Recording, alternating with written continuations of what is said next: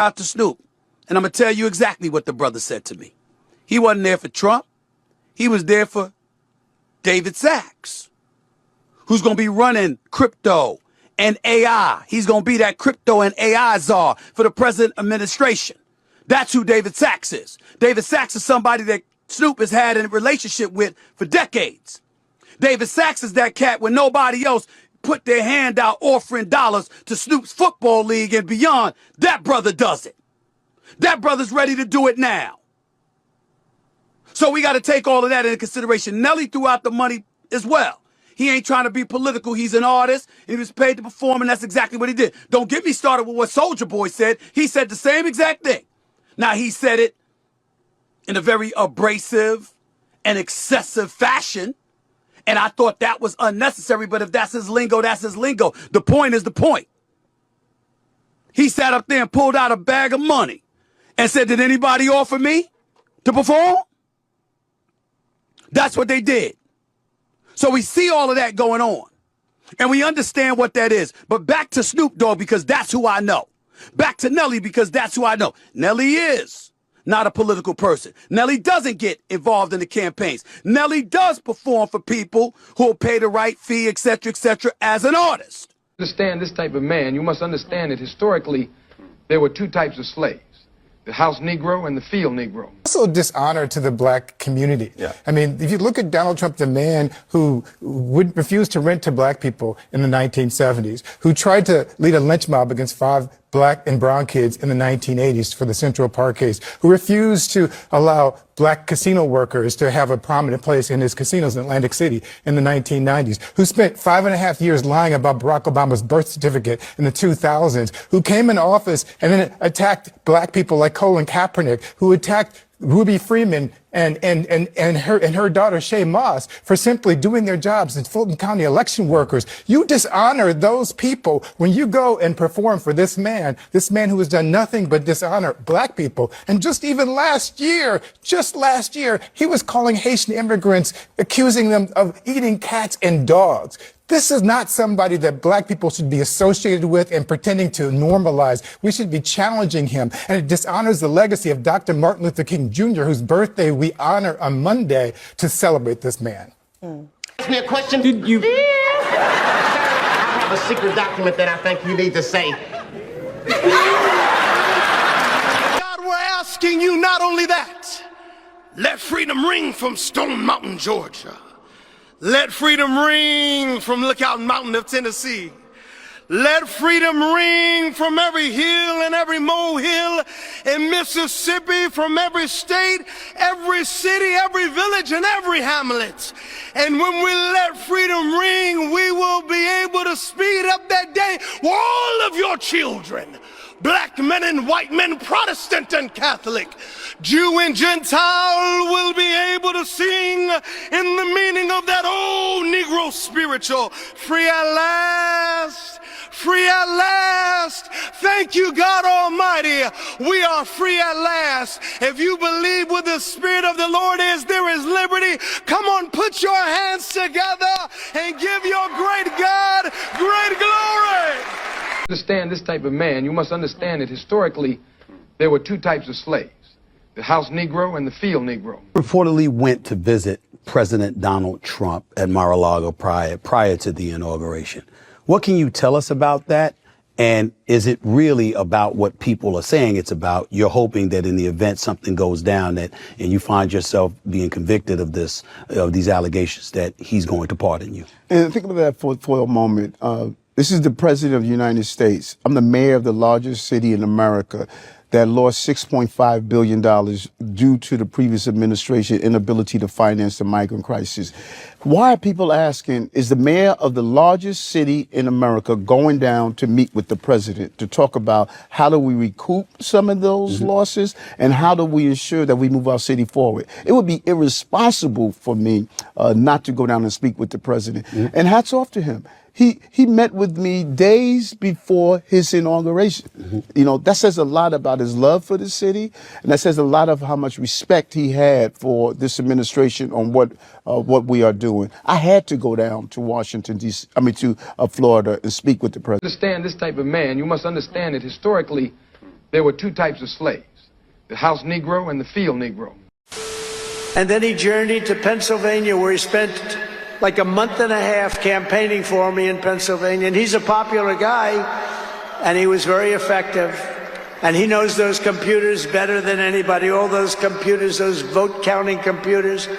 And we ended up winning Pennsylvania like in a landslide, so it was pretty good. It was pretty good. So thank you to Elon. Do you like the BBC? Do you like BBC? Okay, yeah, we're not going to. Oh, I can't interview you. Obviously, I work for the BBC. So But do you like BBC? I know. I see what you're doing. I'm not going to respond to that. Okay, I think we can finish the interview there. If you want to continue, thank you very much. Well, For doing this. I really appreciate it. Sure, you like BBC. Come on. I'm not engaging. All right, Elon. It honestly has been a pleasure. That salute that he gave again. Just if anybody missed it, we'll just show it again. He's just wrapped up here. You can hear the. All right, so we just showed that. We just showed that. Right. It's worth Salute. It was quick. I think our viewers are smart and they can take a look at that. But it certainly was. It's not something that you typically see at American political rallies. Put it that way. No, it was not something that you usually would see. And it was quick, as you point out. It was very quick, but it was in a moment of intensity for him as he came out dancing, and then he did that. He is a hero here. And I just want to say thank you for making it happen. Thank you.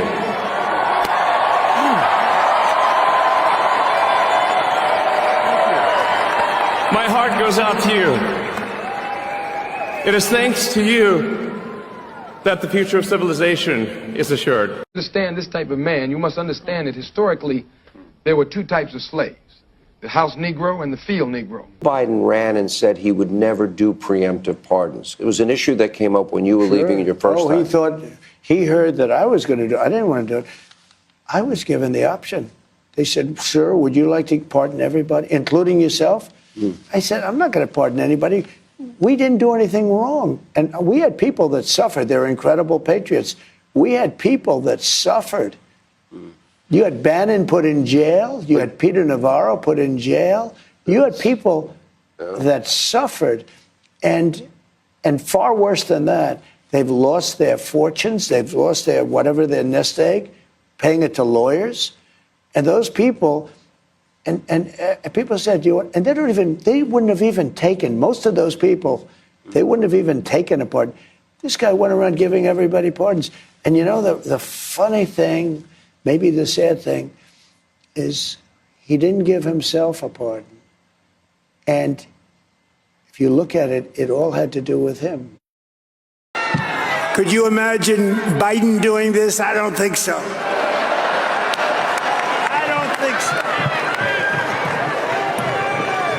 Sir, the next item, as you announced in your speech, is a requirement that federal workers return to full-time in-person work immediately.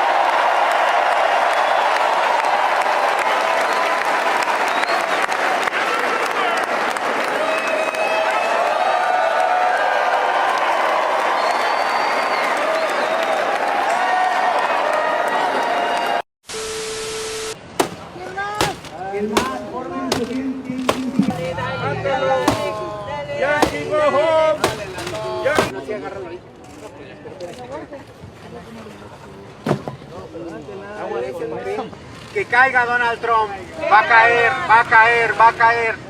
Así caerá el imperio de Donald Trump. Gentlemen, in exactly 5 days, we will be $100 billion richer.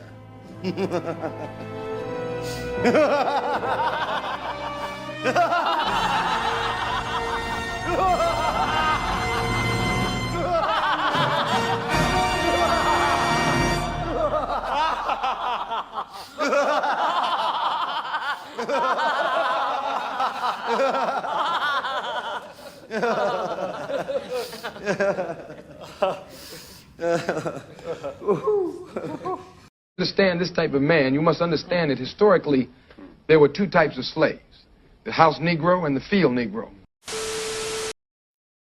A lot of shit pissed me off. Like we got Stephen A. Smith talking about Snoop went for the money. Nelly went for the money. Soldier Boy, they went for the money. They all went for the money. I mean, and this is how niggas sell out, right?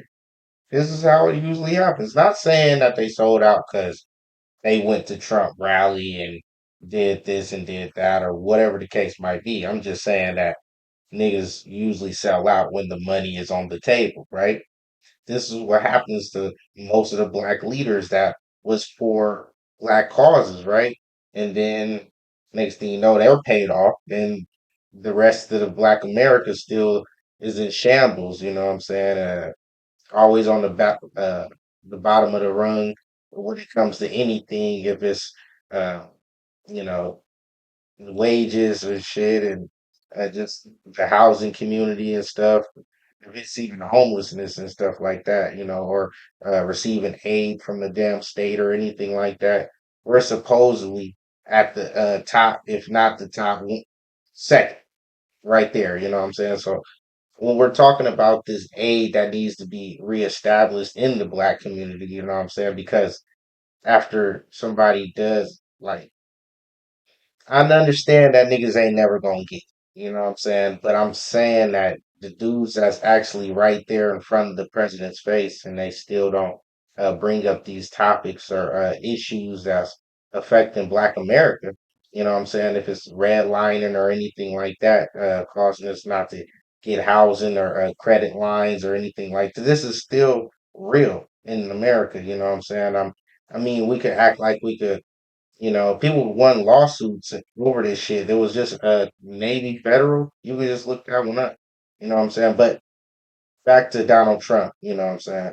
Trump's doing things. He signed executive orders. This is what most presidents do. This is not nothing new. You know what I'm saying? But to do it in this kind of fashion is kind of, giving a bravado of him being masculine and dominant over America right now. You know what I'm saying? So we'll see. He withdrew us out the World Health Organization and stuff like that. It's pretty crazy, you know what I'm saying, to think that he'd do that to us. Declare national emergency on the border, and having people start rebuilding the wall and stuff like that. So he's doing things that's going to affect America, you know what I'm saying, in all kind of ways, because we're talking about employment, you know what I'm saying, which that would give more Americans jobs because that means most of the immigrants have to get out of here or whatnot. But that still leaves a big hole, a big gap where jobs aren't being filled. And it was the immigrants of America that was actually filling these jobs. It's very important, you know what I'm saying, that most of these jobs do get done.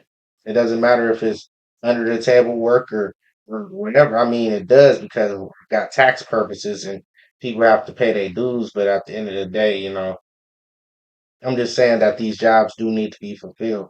And they need to be handled by somebody. It does not necessarily Americans can do all these jobs that need to be done, especially if you do a mass deportation of all the immigrants that's in America. I don't think you can, and I don't think that that's even possible. There's too many damn.